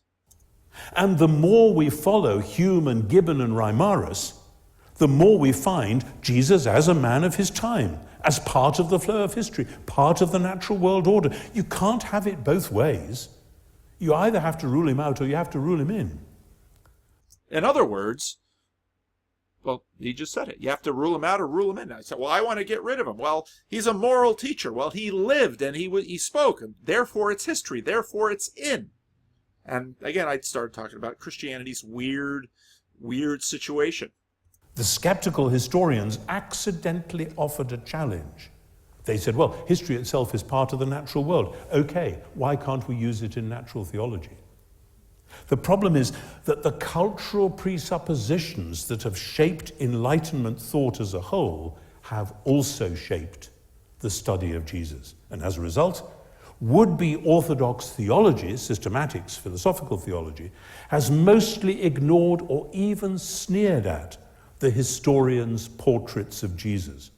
And this is where N.T. Wright comes. And in fact, his second lecture is going to go a lot into the question of where do these assumptions that are asserted, and in fact, what little Sam Harris knows about the Bible, one of the things he says, well, Jesus, the people in Jesus' time, Jesus' early followers assumed a quick return. And in fact, N.T. Wright will take that on in the second lecture.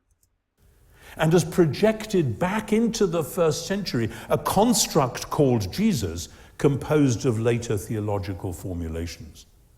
It has, in fact, often agreed de facto with Lessing. We want the eternal truths, so let's not worry about the contingent truths of history. But Lessing's challenge can just as easily work the other way. Supposing we did the history for ourselves to see if Reimarus was right. You cannot then logically keep the question of Jesus and history out of the question of natural theology. The problem is how to stop both questions, let alone any answers, being distorted by the surrounding culture. And one further feature of that culture, often invoked to help Christians face the rising tide of secularism, has hindered rather than helping. I refer to the Christian retrieval of Plato. What happens if you want to be a thoughtful Christian within an Epicurean world? The answer ought to be read the Bible and see that that rigid God-world split is a category mistake. But sadly, that hasn't been the usual reaction. The more normal answer has been to invoke Plato. And since many of the fathers did that, you can go some distance down that road without noticing that the Bible itself is dragging its feet and pointing in a different direction. This has many implications. I just very briefly mentioned two. And in fact, it's ironic because this is exactly where some Christians attack Lewis, say he's too much of a Platonist. First, modern Western Christianity has largely abandoned the biblical hope of new creation and bodily resurrection. Interestingly, this protest of mine, which I've been banging on about for some years, is mirrored exactly by the equivalent protest of Professor John Levinson of Harvard, speaking from within a Jewish Orthodox world. And if you've been following my videos, you know that I keep coming back to this idea of the bodily resurrection of Jesus as necessary in terms of being the most real moment. That if you don't have this bodily resurrection, you don't get the in terms of Peterson's schema, the multivariant confirmation of this true myth. Most people in the West now think that Christians believe in a single-stage post-mortem reality, going to heaven with no thought of new heavens and a new earth, or indeed of new creation at all. Some theologians speak without embarrassment of our souls being presently in exile here, longing to return home to heaven. That's Plutarch, not Paul. And of course, Plutarch's pretty influential in Augustine, but little advertisement for two of N.T. Wright's books. Surprised by Hope, this is his popular treatment of eschatology. Really, probably one of my favorite books of his, where he goes through a number of the New Testament passages. If you're a Christian and you're interested in this, really a wonderful book. This is, of course, part of his big series, and this is a much more technical book on the resurrection, going into the historical facets of it and how that works. And I've mentioned that book before. But if this world is not my home, then looking at the present world to figure out who God is becomes not only harder than it was for the Psalms or Isaiah or even Jesus, it becomes suspect. What could you learn about the holy God from looking at the wicked world? The second implication of holding a Platonic spirituality within an Epicurean metaphysic is an open invitation to Gnosticism, which is one of the default modes for Western religion. Epicurean elitism, interiorized and individualized, combines with a Platonic secret inner reality to highlight not a sinful soul that needs redeeming and transforming, but a true self that needs liberating from the distortions that the outside world and even one's own body might try to impose. And this is the secret sacred self that I mentioned when I was reading parts of the Tim Keller piece. Like progress itself, this view has recently become orthodoxy. The political elitism, which allows enlightened Westerners to look down at the rest of the planet and either bless it or bomb it, goes well with an inward elitism of those who know themselves to be the spiritual high flyers, the real moral heroes.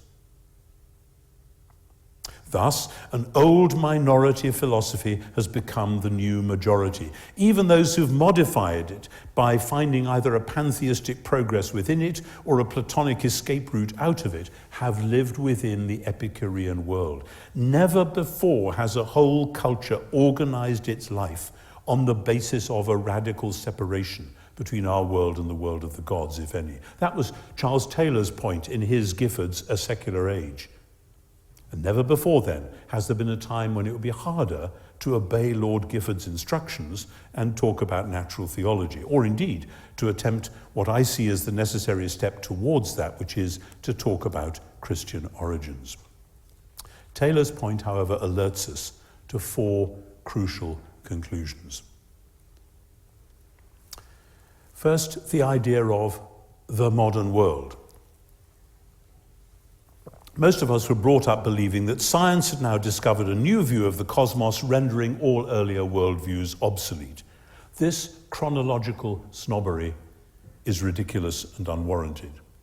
The current Western worldview is, in fact, an observable variation on a well-known ancient one, advocated in the early modern period on social and cultural and political grounds long before anyone looked for scientific evidence.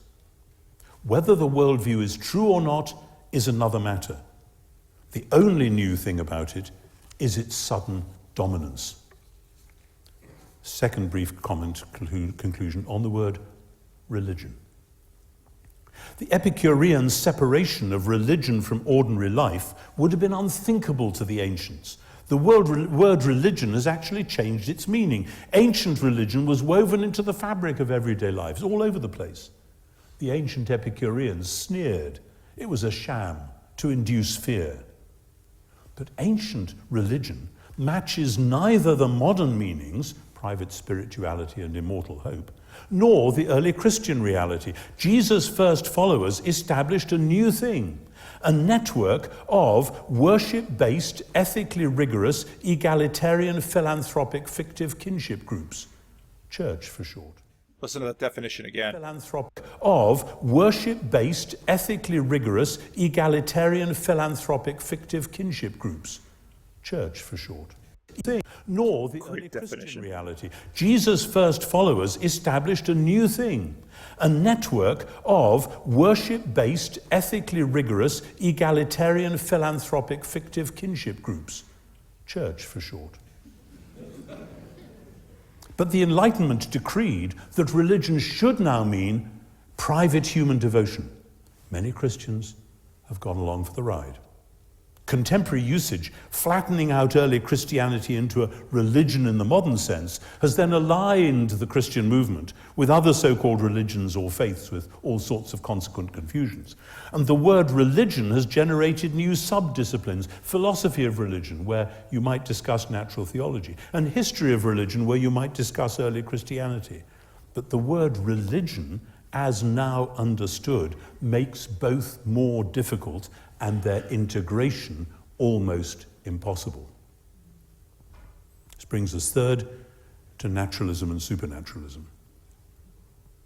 In the medieval period, the creator was always at work in the natural world. Sometimes the creator would do extraordinary things, which you could call supernatural, indicating neither the abolition of nature by grace nor the invasion of nature by grace, but the superabundance of grace over nature. But now the word nature and the cognate term naturalism describe one half of the Enlightenment's false antithesis, the implication being that methodological naturalism would rule out supernaturalism from the start, or that methodological supernaturalism would be irresponsibly credulous. The labels naturalism and supernaturalism have thus become rhetorically charged and even less useful than before. Using these terms merely hands Lessing a free pass, leaving his ugly ditch in place and merely wondering whether God sometimes leaps over it. I suspect Lord Gifford's question owes something to this antithesis, because Christian apologists of the 18th and 19th centuries often resorted to claims of special revelation. In other words, what this gulf sets up is, no, he didn't, yes, he did. And I see this often in Christian atheist attacks on one another. And I think, in a sense, once you've already seeded that line, well, there's not much point in fighting. Whether of miracles, which I'll talk about in a second, or of inspired scripture, which was itself being challenged. The apparent trump card, we have a sacred source, cut no ice with Lessing, and it wasn't going to help the people whose questions Lord Gifford wanted to address. Where could you turn for help? Well, a standard 18th century answer was to appeal to the miracles of Jesus. But this word, too, has shifted decisively since Hume. The Humean denial of the miraculous and the apologists' reaffirmation of it both made the same mistake. They both saw miracle as an invasion of the natural order by an outside power, such as might provide evidence for the truth of Christian claims. Hume insisted that this was a priori impossible, the apologists that God could do the impossible. Now, again, you might look at C.S. Lewis's Miracles and say, well, is that what Wright is talking about? Well, if you read Lewis carefully, you'll see that nature was always built for this in mind. And nature is an accommodating host. It is not God. Well, sometimes actually Lewis uses that term in terms of God's invasion. But it's an invasion from our point of view, because actually what Lewis would say is that we are in rebellion, and it's not so much an invasion. It is God restoring the order that is built in. This standoff too persists. As with the word religion, the word miracle now reduces diverse phenomena to a single category and, moreover, an unsuitable one. It is now heard within the split world of Epicureanism, inalienably carrying that notion of invasion, whereas the New Testament speaks of the original Creator effecting redemption and healing and renewal within his own world. Final conclusion. Epistemology. How do we know? The proposal I shall be advancing throughout is that the ontology of mainstream Enlightenment Epicureanism had a symbiotic relationship with its implicit epistemology, a theory of knowledge that had screened out a crucial element. Epistemology is not neutral territory, but we can sometimes spot when things are missing. The missing element is love. Now it's interesting here because, again, if you watch the four talks with Peterson and Harris, suddenly love comes in from Harris, and it's like, wow. And in all frankness, love hasn't played much of a role in Peterson either. And in fact, all the way up until this point in N.T. Wright's lectures, love is nowhere to be found. Now, Wright is going to say, well, it's in fact been the point of it all along. This word too is rendered almost meaningless by overuse. I use it here heuristically. Theories of knowledge tend to polarize, for instance, around objective and subjective. When I say, I know this is a desk, am I making a claim about a reality external to myself, or simply about the state of my perceptions and imagination? And again, if you've been following Peterson and Harris, this is core to the conversation we've been having. Behind this, there is the standoff between idealist and empiricist. Do we start with ideas and work out to concrete examples, or do we begin with raw data and work up to generalizations, or what? Classic Epicureanism was always wary of love. Lucretius, like Oscar Wilde, advised that falling in love got in the way of properly appraised erotic pleasure. It would disturb the soul. This forswearing of love has now become an epistemological principle. Supposedly detached rational inquiry is the epistemological correlate of atomistic materialism. Consider the legend of Faust. Mephistopheles promises Faust everything on one condition: he must not love what he is enjoying. He must never want the blissful moment to remain. In Goethe's phrase, he must never say, "Verfehle doch, du bist so schön." Faust makes his pact. Abjuring love, he will have power and wealth and pleasure. Wagner saw the same point. Alberich the Nibelung gives up love in order to get the Rheingold, and with it the dark power that drives the story. Thus the rationalist Enlightenment, screening out the God dimension of reality, screened out love at the same time and for the same reason. It claimed instead the objective knowledge of the physical world, obtained and exploited through science and technology, and it wrote off the subjective elements as mere opinion, or worse, mere projection. And the result, one way or another, was Frankenstein's monster. There have again been sharp reactions. The Romantic movement, including fervent Christian discipleship from Wesley and others onwards, went the other way. What mattered for them was what warms the heart, what we know deep within ourselves. But sadly, one can be strangely moved by things which turn out to be false. Romanticism is not enough. We need, to put it simplistically, both the objective and the subjective pole, the romantic and the rational, just as we need the ongoing dialogue between ideal and empirical. How is that possible? It is love which affirms the otherness of the beloved, be it a person or a tree or a star, and which wants it to be itself, not a mere projection of our own hopes and wants, and which also takes appropriate delight in this knowing, leaping beyond mere cool appraisal to a sense of delighted, if unexpected, homecoming, of belonging with, even in a new place.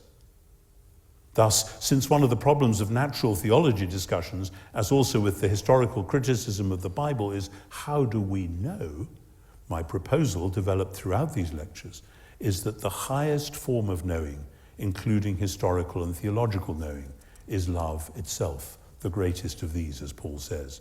Now, of course, this proposal is hardly original, goes back in the history of philosophy and theology, but it doesn't usually impinge on contemporary discussions, either of natural theology or of the historiography of early Christianity. Now, I want to stop here because I've been having a conversation with a friend, and he might know that I'm coming because and I want to highlight more of his work because I think he's doing great work and nobody knows about him. Because how could you know about him? But, that's where I got this noun and verb thing from. I get it from him. And so when I hear N.T. Wright in this section talking about love in this perspective, love brings the noun and the verb together. And Sam Harris and then my friend said, McGilchrist talks about, the noun and the verb in the sense of they're not really the two sides of the brain, but the new atheists are all about nouns. They're all about nouns. And everything in the atheist world for Sam Harris is a noun. It's all nouns, all the way down. It's just nouns. Well, that's part of the reason they have such difficulty with morality, because morality is about action, and action is about verbs. And so when N.T. Wright comes along and says, well, epistemology is love, well, how can that be? It's because love is a special kind of verb that pulls in the noun closer. And this, of course, isn't original to N.T. Wright, as he just said. Even you go to Augustine, and Augustine gets into the question of, it isn't just a world full of nouns. It's our love, and it's what we desire. And I've been re-listening to this course on tape on the City of God, and of course, I don't have time to make even the videos I'm making right now, never mind the videos I want to make, but in love, the noun and the verb come together, and my friend has a lot of interesting ideas about. He's really good at distilling it way down. In Christian theology, of course, love became human in Jesus of Nazareth. But this bald claim can sound like an uncritical fantasy designed to close down further thought. Which is exactly how Sam Harris sees it. I believe, on the contrary, that it avoids fantasy and opens up further thought. And that's where we'll be going next time, seeing how the philosophical and cultural situation that forms the backstory of natural theology has contextualized and seriously distorted the reading of the New Testament itself and its portrayal of its central figure, making it much harder than it should be to bring Jesus into the discussion of theology and of natural theology in particular. Thus, and I'd love to bring Dallas Willard in on this, because this is, Dallas Willard, who's the smartest man that ever lived? Well, Jesus. And people step back and say, well, why would you locate Jesus there and not Einstein or Socrates or Plato? And Dallas Willard will then go into that. In case anyone might suppose that the theme of love is pointing straightforwardly towards Valentine's Day when the next lecture takes place, the Review of Modern Gospel Study will remind us that it is also Ash Wednesday. Thank you very much. Ash Wednesday is the beginning of Lent, so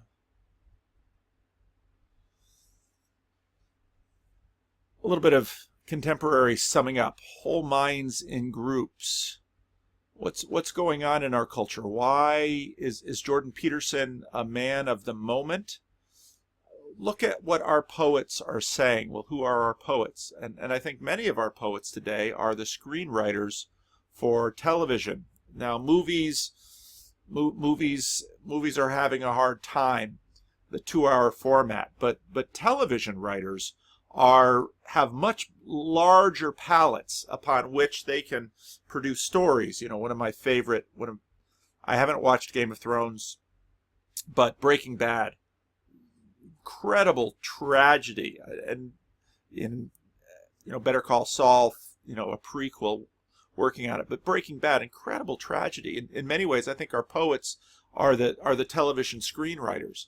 And look at The Walking Dead, and look at dystopian materiality. There's a great degree of pessimism as to where things are going, and there's also been a slew of resurrection return stories, but they're dystopian. The dead come back, and well, the world has gone on without them. And I've used the imaginary, if my father came back to life, what would we, we'd have to get his clothes, and how would he fit into this world? Well, a lot of screenwriters are playing with these ideas. And also I've noticed a lot of afterlife programs. The Good Place on a major network, and forever it was on Amazon Prime, and I just finished watching it. I'm watching these programs, and I'm seeing right now the poets are seeing the running out of us, the running out of the Enlightenment. And so could it be that, well, Jordan Peterson is part of this same thing, that we're all feeling, that the Enlightenment has gone about as far as it can? This is Thomas Nagel, in terms of the subjective has to come back into the objective, and there's the fear that the objective will lose much of what we've gained. And thinking about it in terms of Jordan Peterson question, well, losing much of what we've gained includes, destroying ourselves. And Jordan Peterson's conception of truth. And modernity, technological power combined with optimistic perspective on human nature was crushed in the 20th century in the wars and the genocides, and now the fear of global climate collapse and nuclear war and the Fermi paradox, where we wonder if the world is passing through these filters, and well, we survived nuclear war, and how many other worlds haven't, and will we survive climate change, and how many others? But eventually there's the final filter, and you never get past that. And so Walt Mossberg, in the conversation with Elon Musk, where Josh Topolsky comes in and quickly jumps in, well, we might get rebooted. Well, this is the question of base reality, and we're recognizing that if we are the gods, we are insufficient. And so, of course, Sam Harris is wading in and saying, we need rationality, and I can solve the Middle Eastern crisis. And everybody looks at him and says, it's not simply a real estate transaction. That's what Jordan Peterson said. Or maybe it was Brett Weinstein. It's not simply a real estate transaction. So I wonder, with all of these things, if in fact, Peterson isn't part of this package, that we feel the end of what has brought us to this place, and there needs to be a reappraisal. And suddenly someone comes up and says, in very short order, we've created these virtual reality cocoons at 100 or 200 years. If we pass the filters, would we even know we're not in one?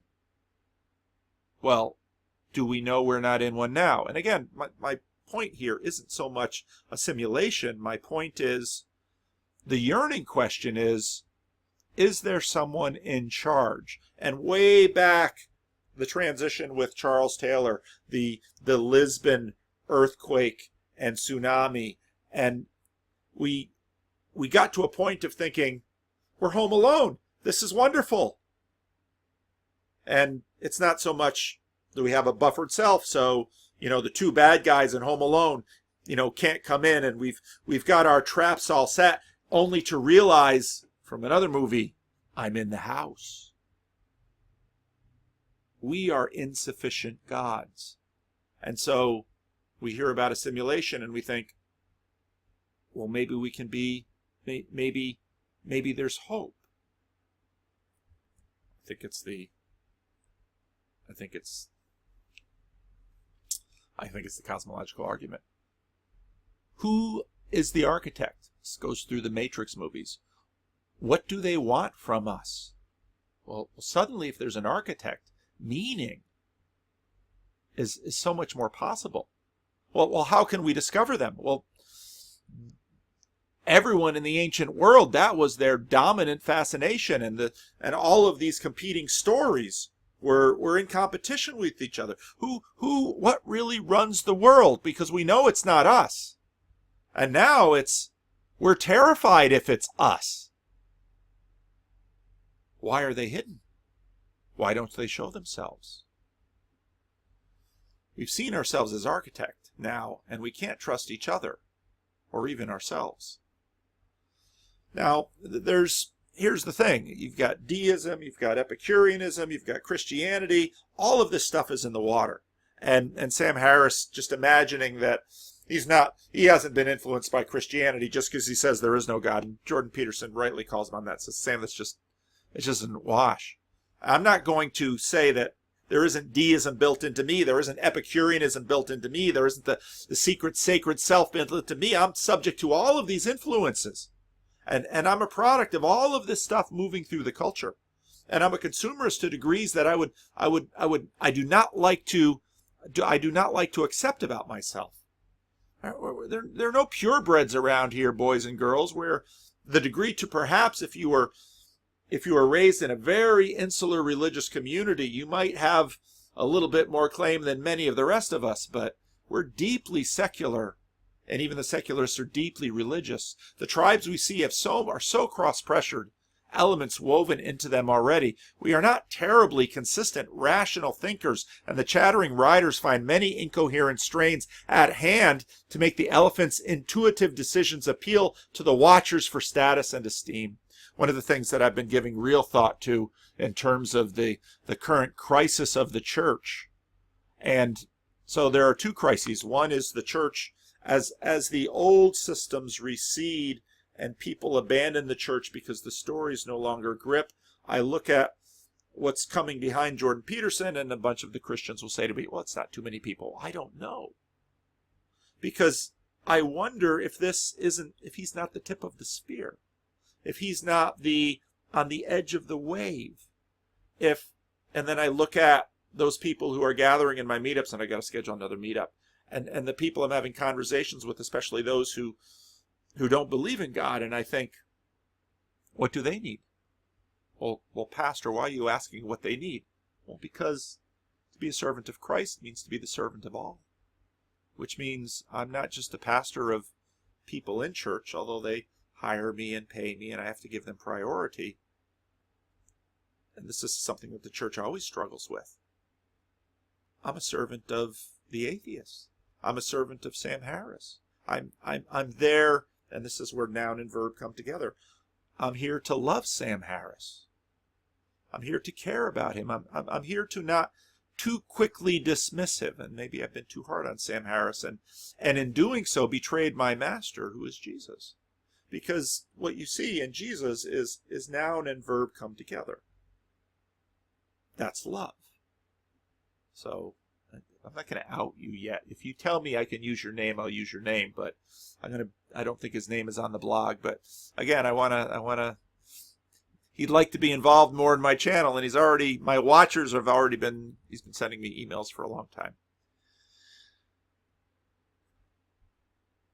Foundational questions. Is design built in? That's telos. That's ends and meaning. Or is it merely a projection of frightened pattern-seeking beings? That's what, if you go back to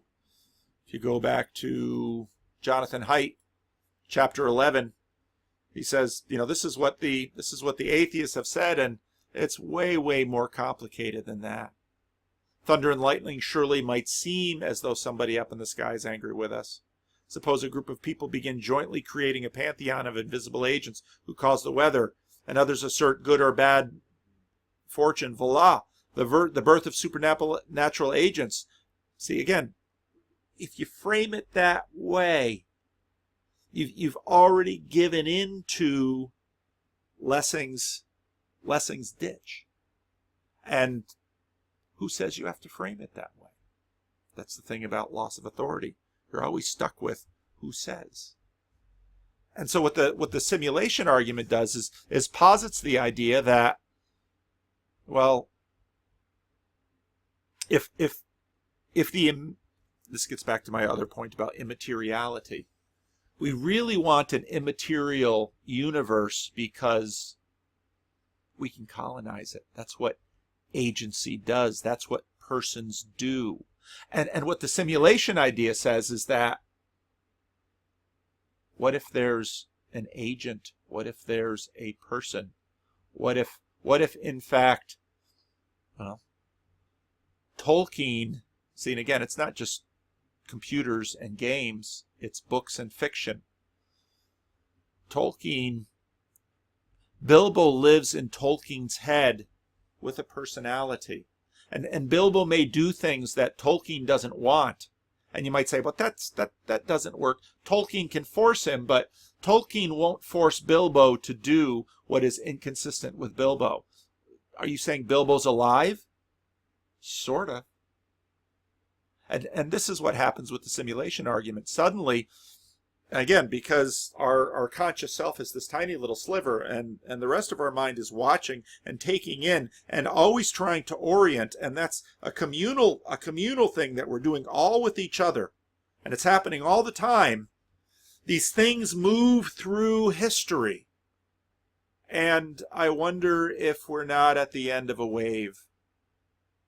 And we're at the end of Sam Harris's wave. And, this is a C.S. Lewis metaphor. In the springtime, few plants pop up through the snow. And you begin to think, spring is coming. Winter won't always be here. Is the conscious self here to stay, or something like a dream that vanishes in the morning? Is love merely desire dressed up pretty, or the enduring will behind all being? I'm doing the Epistle of 1 John in my Sunday school class. What do we say? Well, first Epistle of 1 John says God is love. It doesn't say love is God. It says God is love. Well, what does that mean? Now, one of the things that Jordan Peterson has really blessed me with is really forced me to think about mind and action. We are limited creatures, use consciousness to filter a world too large. I think Peterson is dead on right about this. The values developed to productively engage the world in action, act or die. God or the gods are at least individual communal representations that give coherence and meaning to the whole show. And again, this does not rule out other agents that we can't be aware of. And again, the simulation argument suggests, what if other agents have set this up and have meaning and purpose? And what if we are living in Tolkien's head?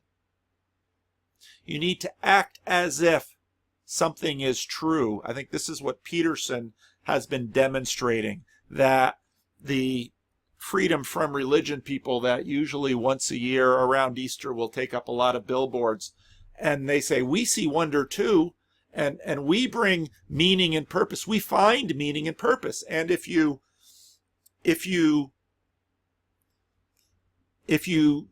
read C.S. Lewis's, can't think of the book. Come on, watchers. Men Without Chests.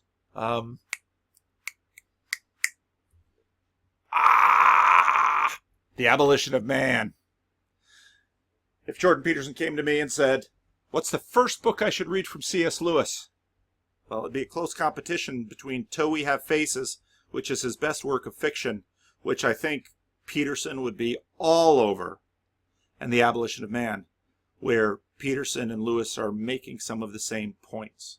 But in The Abolition of Man, you know, if meaning is just an experience I bring to my life, well, we're waiting for a meaning-inducing drug that we can give to make me feel like everything has meaning. Would we accept that? See, we don't really, and this is the problem with nihilism and depression and despair, and why people are turning to Peterson, because something deep within says, I can't look at my child and not know meaning.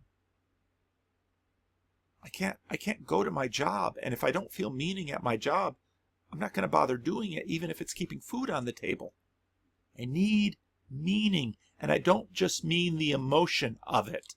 The emotion has to be sacramental and be tied down to something deeper. And I think our watchers, when they hear the simulation talk, think, could there be?